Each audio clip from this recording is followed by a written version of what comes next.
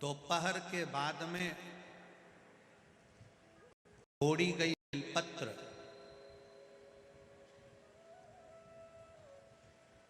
दोपहर के बाद अगर हम बेलपत्र को तोड़कर शंकर भगवान को समर्पित करते हैं तो शिव उसे स्वीकार नहीं करते।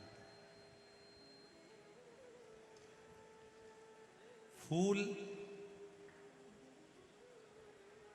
सूर्य की किरण निकलती है, प्रकाश थोड़ा सा हो जाता है, थोड़ा सा उजाला हो जाए और रात्रि सूर्य अस्त के पहले पुष्प को हम तोड़ सकते हैं, फूल हम तोड़ सकते हैं। बेलपत्र सुबह से लेकर दोपहर तक हम तोड़ सकते हैं, पर दोपहर के बाद में बेलपत्र को नहीं तोड़ा जाता।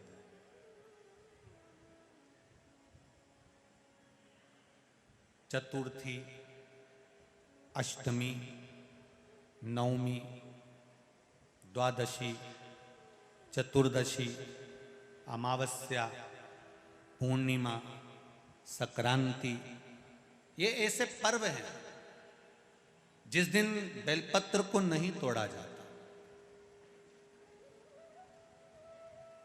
चतुर्थी, अष्टमी, नवमी, द्वादशी, चतुर्दशी, अमावस्या, पूर्णिमा, संक्रांति, ये वो पर्व है जिस पर बेलपत्र को नहीं तोड़ा जाता। पुरानी बेलपत्र 1 महीने पुरानी भी रखी है। पुरानी बेलपत्र मंदिर के बाहर भी अगर निर्माल्य में उतरी हुई बेलपत्र किसी डलिया में पड़ी है, बहुत सारी बेलपत्र अगर किसी ने ले जाकर निर्माल्य को कहीं ले जाकर पटक भी दिया है मंदिर के कोने में, वहां से बेलपत्र उठा लो, उसको धो लो, साफ कर लो, वापिस ले जाकर महादेव को चढ़ा दो, वो स्वीकार कर लो।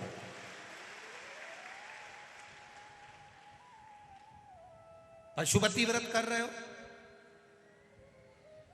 चतुर्थी पड़ गई, अष्टमी पड़ गई, द्वादशी पड़ गई, बच्चों से मत कहो कि बेलपत्र तोड़ कर लाओ। बच्चों से कहो जाओ शंकर जी के मंदिर में कहीं डलिया में कहीं एक आध 2 बेलपत्र भी, 1 बेलपत्र भी अगर कहीं साइड में पड़ी हो, उसको उठा लाओ, धो, बाबा के थाली में रख लो और पशुपति व्रत पर भी चढ़ा दो।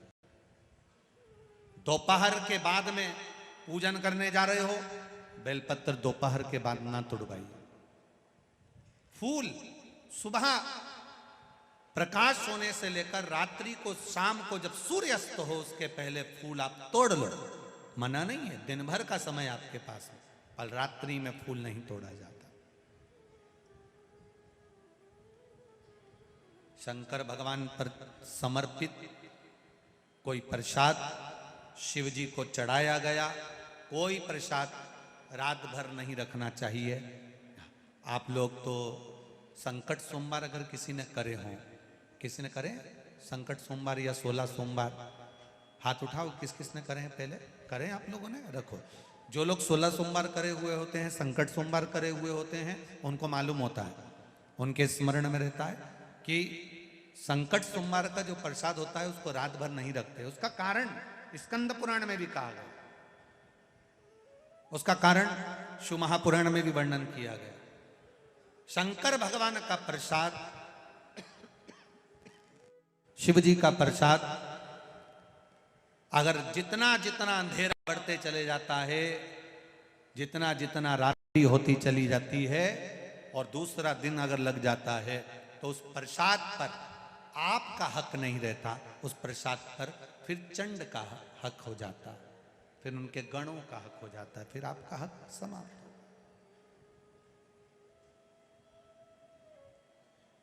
तीसरी बात का स्मरण करिएगा, एक तो बेलपत्र दोपहर के बाद न तोड़िए, दूसरा पुष्प रात में न तोड़िए, तीसरा चतुर्थी, अष्टमी, नवमी, द्वादशी, अमावस्या, पूर्णिमा, चतुर्दशी, संक्रांति, इस पर बेलपत्र ना तोड़िए।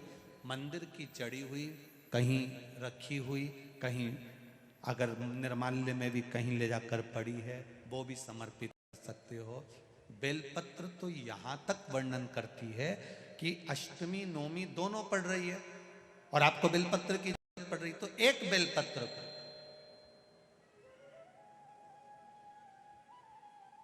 आप एक बेलपत्र को या तो वस्त्र में संजो कर रख लो, रख सकते हो, संभाल के रख लो, ना बने तो तुम्हारी जो पाठ पढ़ने की पुस्तिका होती है, जिसको तुम भजन गा लेती हो, पढ़ लेती हो, राम रक्षा स्तोत्र, हनुमान चालीसा, गोवर्धन चालीसा, जो पढ़ लेती हो, उसी में रख लिया और वही बेलपत्र वापिस हमको प्राप्त हो गई। हमने वही शिव जी को वापिस चढ़ा दी और उससे हमको फल की अनुभूति प्राप्त हो गई। जरूरी नहीं है